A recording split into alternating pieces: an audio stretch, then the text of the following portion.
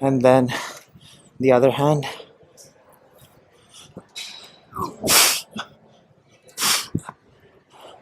Then 44-pound kettlebell, doing an internal rotation clean to external rotation press.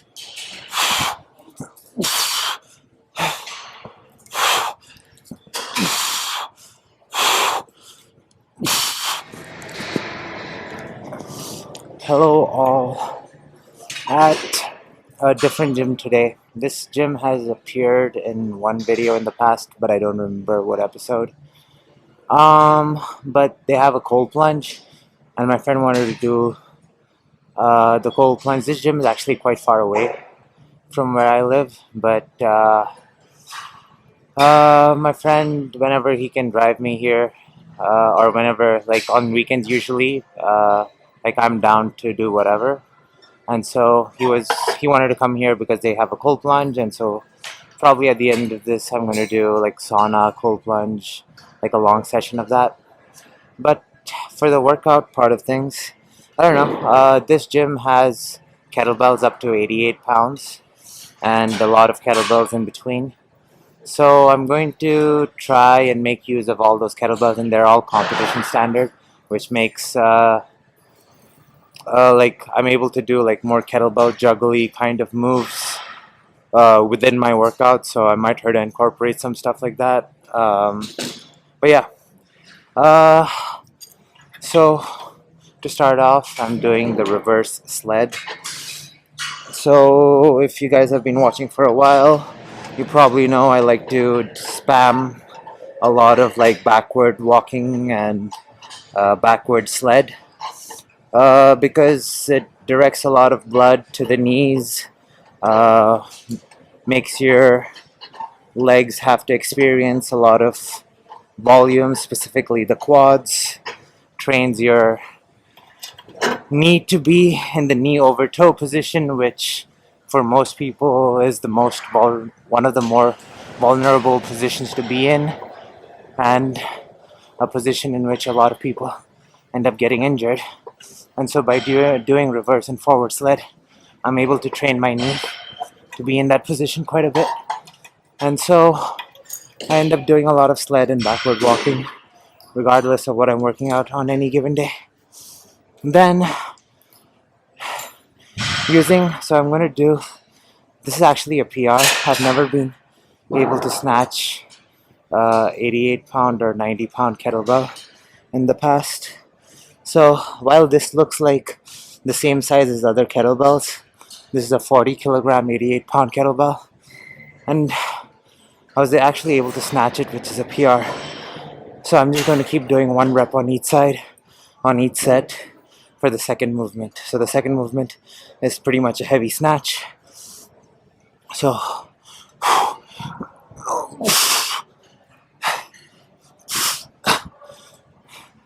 and then the other hand.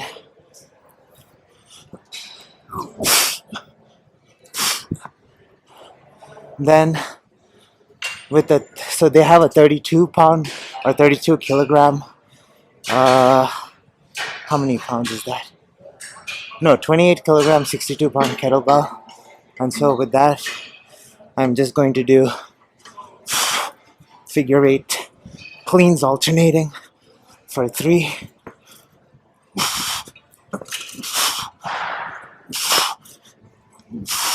And then finish off with a reverse flip on each hand. And yeah, so doing those 3 back to back to start. That was my 4th set. Probably gonna do at least 3 more, because I kind of want to do at least 3 more snatches on each hand. So yeah, after that, on to the next. This next set of things is rather strenuous. I'm keeping with the same sled movement, but I've gone heavier. So I think in the previous clip I had 2 plates on. Then after that I did a couple of sets with 3 plates.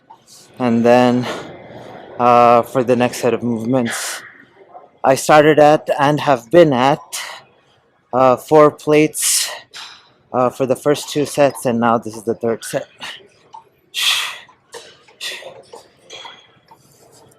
Didn't feel like getting too creative or anything with the sled, opting to do the basic stuff, keeping the heart rate high, but because 4 plates is on, it's still quite a bit of resistance and volume that the body has to endure.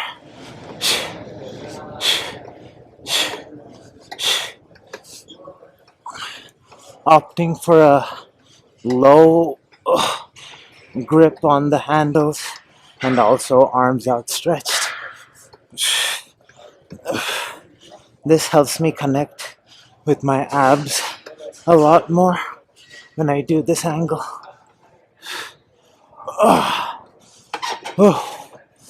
And then, like I mentioned earlier, I wanted to do things that involved the 88-pound kettlebell. So what I'm about to do, was a PR for me as well. I've never been able to cleanly push press past 80 pounds on a kettlebell, and I'm able to do it today. So, pretty much doing a clean and push press. Looks like this.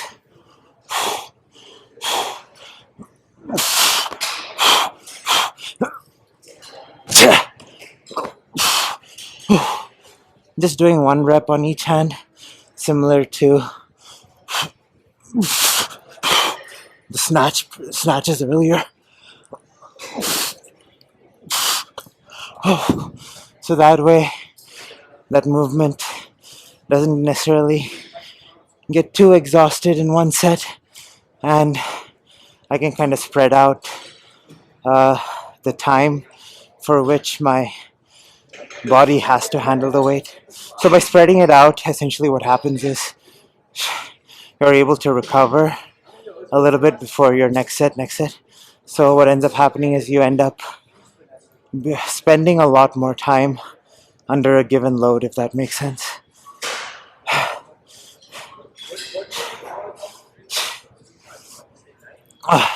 Then with a 20 kilogram, 44-pound kettlebell, doing an internal rotation clean to external rotation press.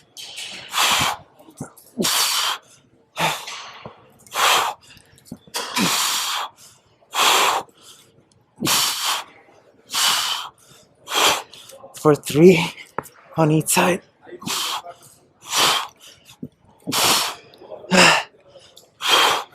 And then finishing off with 10 decline sit-ups.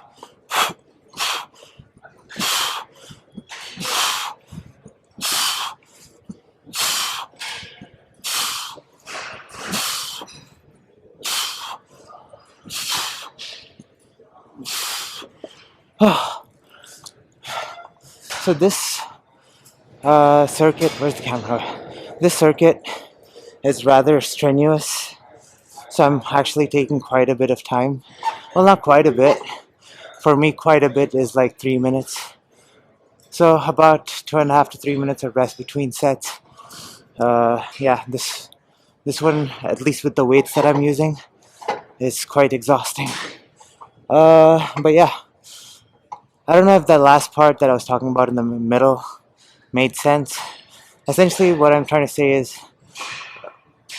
one of the ways that I think is a good way to get strong is to experience a heavy weight for a long period of time. And if I did more reps in 1 set, my muscles would hit failure, and that would result in me being able to spend time under that weight for like maybe 10 minutes within the workout.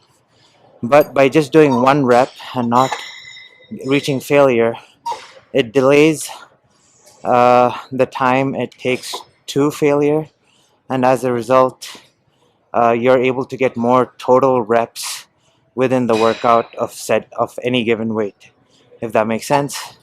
And so by spreading out the time uh, that I'm handling the 90-pound kettlebell, uh, I'm able to accrue more volume or more time under tension with that particular resistance.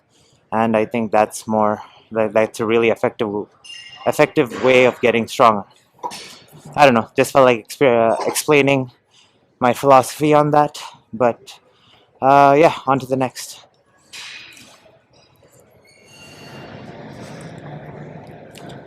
So ending off with some abs. So not doing any particular exercise.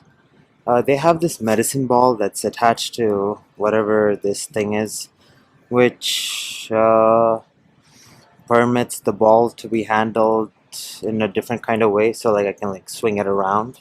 Does that make sense? And it's 8 pounds, so it's not much at all, but it allows for some interesting movements. And so I've just kind of been messing around with it and doing nothing in any particular order. But yeah, I didn't know how to present it, so I'm just going to record what I was doing. Uh, so,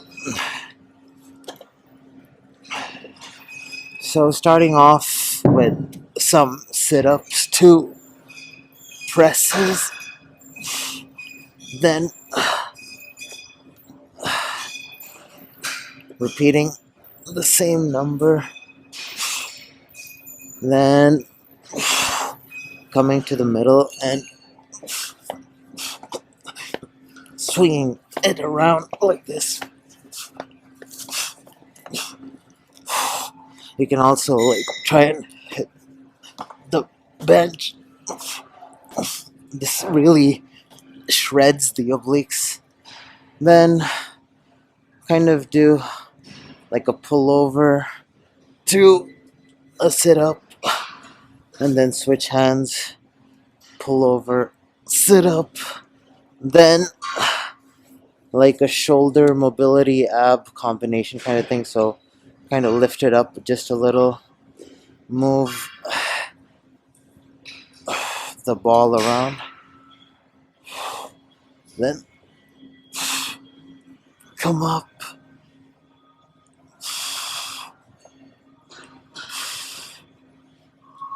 come up, and then switch.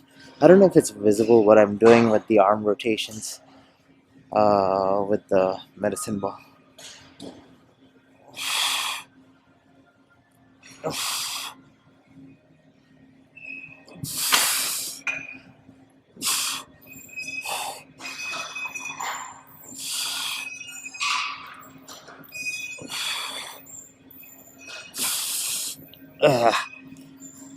So that was just some of the stuff that I was doing.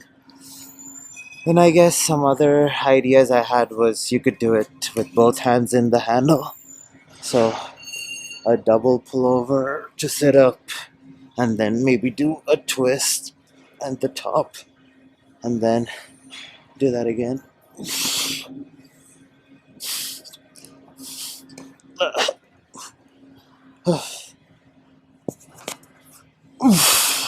But yeah, stuff like that. So just going to kind of play around like this for a little while more. No particular rep range, just going to do some combination of all those movements that I was showing you, and however it feels right, and then just keep going till my abs feel tired, and then repeat. But yeah, after that, head to the sauna and or steam room. They also have a cold plunge, so we'll do that for a bit. And yeah, that's probably it for today's video. See you all tomorrow.